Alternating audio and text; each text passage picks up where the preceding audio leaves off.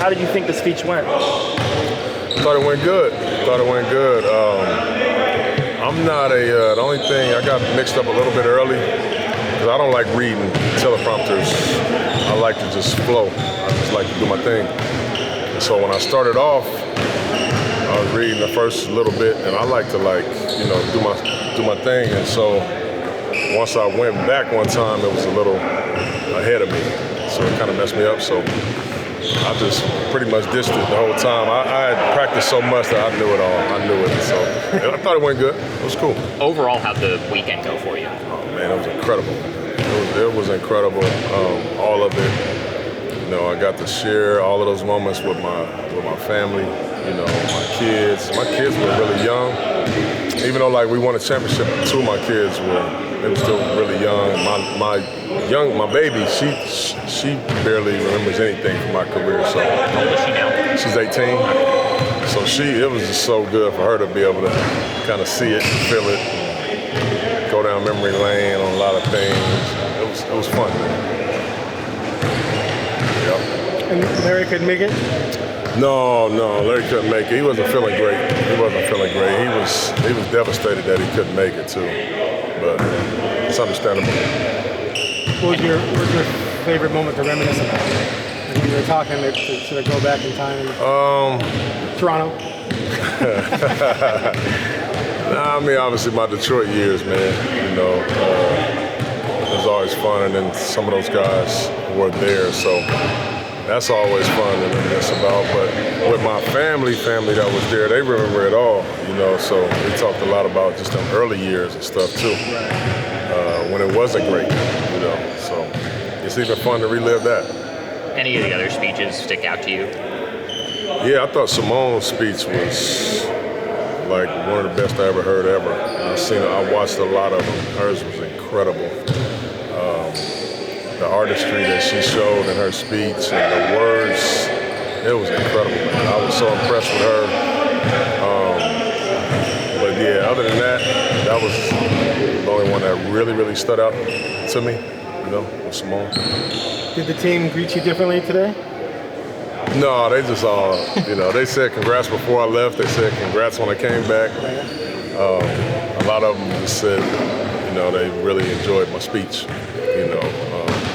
It was ironic that my speech was basically starting at the tip-off of the game, so they all had to kind of watch it after. You know? You get a chance to watch the game?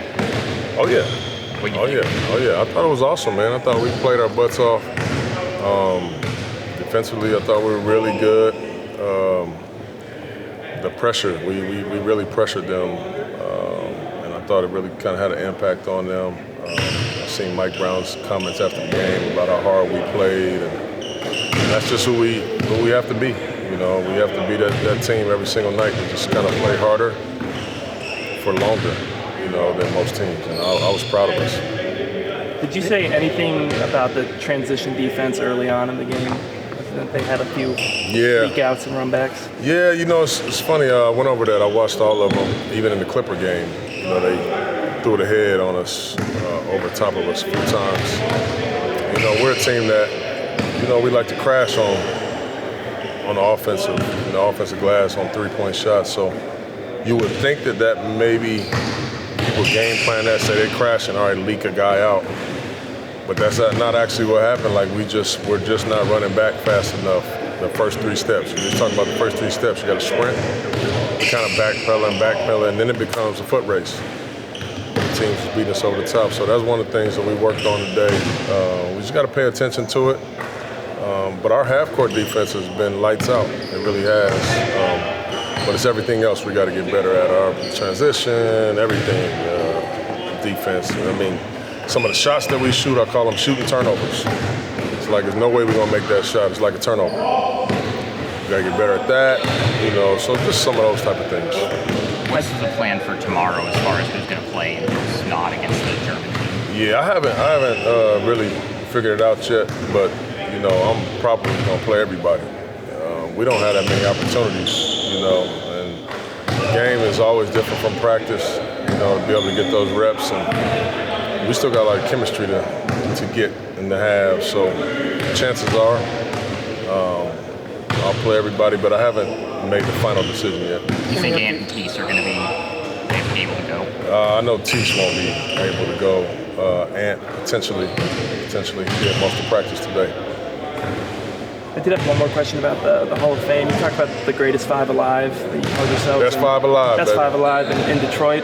Did you see I know Ben was there, but did you see any of those other guys this weekend, and just what was the impact of that group, you think? Oh man, our impact. Well, first of all, seeing Ben obviously was there. Rip, Tayshaun, she was coming. He had a little emergency, couldn't make it the day of, but he's gonna come out here. He wants me to do his little podcast too, but he's gonna come out here and we'll hang out. But I thought our impact was great in terms of just what an actual team can do and accomplish. Yeah, we had great players in our eyes, but by most people's standards, we didn't have stars. We didn't have those superstar type guys, and I would agree with that. We didn't have superstars.